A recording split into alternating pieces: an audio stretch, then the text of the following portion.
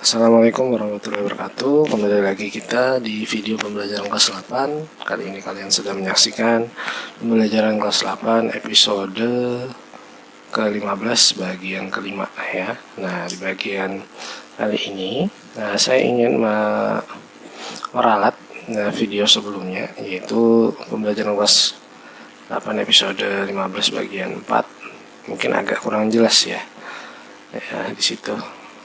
Saya kayaknya ngantuk deh untuk menjelaskan itu ya, terutama di nomor 5 ini ya, di nomor 5.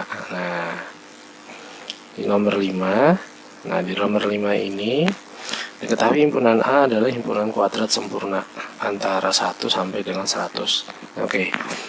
Ada sedikit bahasa yang agak membingungkan ya di sini. Ada kata antara ya. Ada kata antara. Namun ada juga kata sampai dengan ya. Ini menunjukkan apa ini ya. Nah, kalau seandainya antara 1 dan 100 berarti angka 1 dan 100 tidak masuk ya. Ini tafsiran saya sih ya. Nah, mungkin ada teman-teman yang agak berbeda. Silahkan tinggalkan tafsiran teman-teman di kolom komentar. Itu sebenarnya maksudnya apa ya.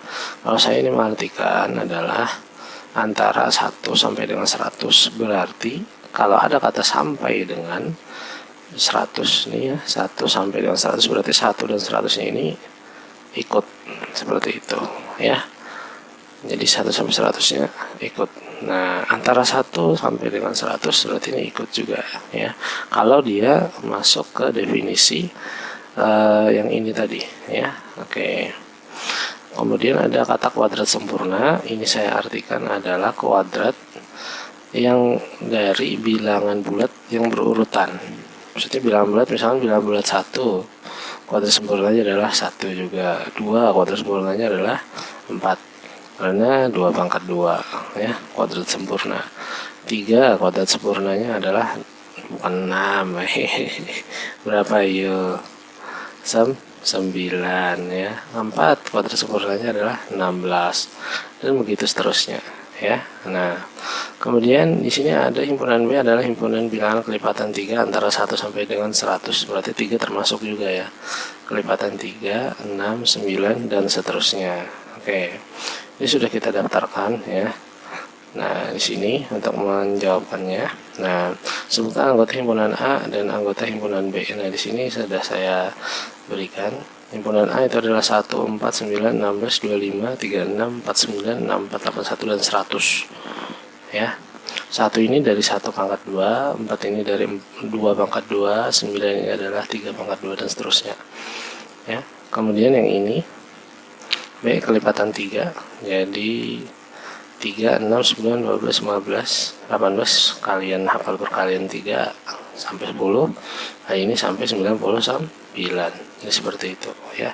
Karena batasannya 100. Kemudian jadi ini untuk jawaban yang A ini ya secara detailnya. Oke. Jadi secara detailnya ini jawaban yang A. Sebutkan anggota himpunan A dan B. Oke. Lanjut. Kemudian sebutkan semua pasangan berurutan dari relasi tersebut. Oke. Kita amati di sini. Yang saya temukan hanya 1, yaitu ingat. Nah, di sini dia bilang akar dari A ke B, akar dari. Jadi anggota bilangan A yang merupakan akar dari anggota yang B ya. Ini A, ini B. Ibaratnya seperti ini. Kalau ini di kalimat matematika kan berarti seperti ini. A itu ya, yang A tadi akar dari itu sama dengan akar dari yang B. Seperti itu ya. Nah, yang hanya cocok itu ada ini ya. Nah, jadi 9 ya itu akar dari 81. Selebihnya tidak ada yang cocok ya. Jadi itu saja untuk menjawab yang sebutkan semua pasangan berurutan dari relasi tersebut. Itu saja ya. Nah, apakah relasi di atas merupakan fungsi? Tidak ya. karena setiap anggota A itu cuma satu aja yang terhubung, yaitu 9, yang lainnya tidak, maka disebut tidak atau bukan fungsi. Domain di sini adalah himpunan bilangan A, ya. Kemudian kodomain itu tujuannya ke B, berarti ini kodomain, ya. Kemudian yang di sini daerah hasil itu adalah hasilnya, yaitu anggota B yang terkoneksi dengan domain. Jadi anggota domain, jadi daerah hasilnya adalah satu-satunya adalah 81, seperti itu, ya. Oke, kita lanjutkan nomor 6. Nah, teruskan sebuah contoh fungsi yang terjadi dalam kehidupan sehari-hari dan nyatakan dalam bentuk pasangan berurutan. Oke, bisa kalian bikin, misalkan di sini saya bikin dua himpunan ya. Nih, kita bikin 2 himpunan. Yang pertama kita tulis misalkan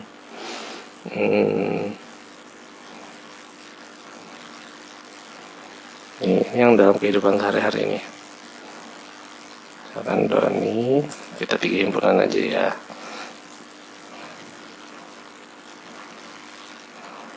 Kemudian, nah, ini himpunan yang ininya, B-nya ini kalian mau apa? Ayo, yang kehidupan sehari-hari ya.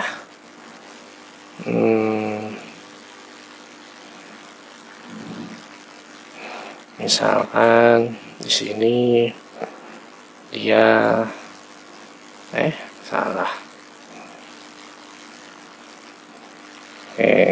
Apalagi media sosialnya.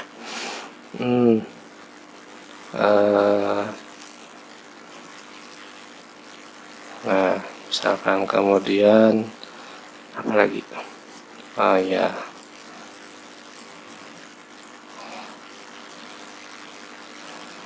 Apalagi? WhatsApp misalkan. Oke. Nah, ini contoh fungsi yang terjadi dalam kehidupan sehari-hari ya. Jadi ini bentuk fungsinya adalah misalkan